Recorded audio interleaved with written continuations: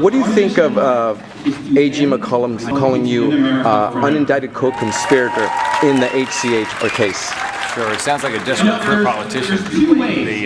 What he does is he, instead of focus on the issues, he just calls people names. We need to really focus on issues because what we're all concerned about is the jobs. Our Floridians need jobs. We have over 1 million people without jobs, and that's what we need to focus on. We need to focus on the rule of law. We need to make sure that we bring in the Arizona immigration law in the state. But really, our biggest focus is we've got to get jobs in the state. We've got to grow the state.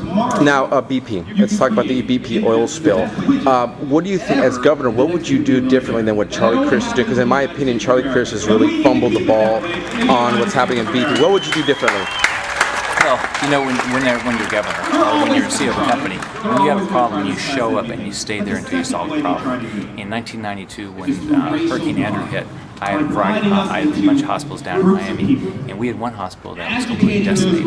And so I got down there, and we stayed there. We got the hospitals reopened. We got the hospital evacuated. We brought it. You can organize when you're a governor. You can organize resources and make sure the right thing happens. That's what a governor should do. You should show up to the problem and keep working the problem, surround yourself with smart people.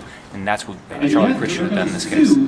Now, you mentioned earlier in your speech that we have to support the Tea Party. Do you consider yourself as a Tea Party candidate? Sure. Well, the Tea Party is individual parties around the country. And so, what they believe in, I believe in. But there's no Tea Party candidate. I believe in, limited government. I believe in fiscal responsibility. I believe in free markets. I believe in the rule of law.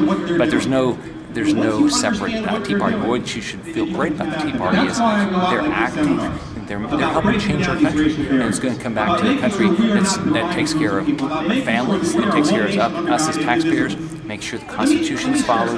So that's what the Tea Party's having a very positive impact. And then lastly, you spoke about the Arizona immigration bill here in Florida. Attorney General McCollum said that law enforcement officers can already question people who are arrested for their citizenship papers. Do you think that's true? I mean, I'm not too familiar with it, but he also says that we don't need a law like that here in Florida, something similar. What do you have to say about it? Here's what we need to do. We need to make sure the federal government secures our borders. We need to make sure there's no amnesty.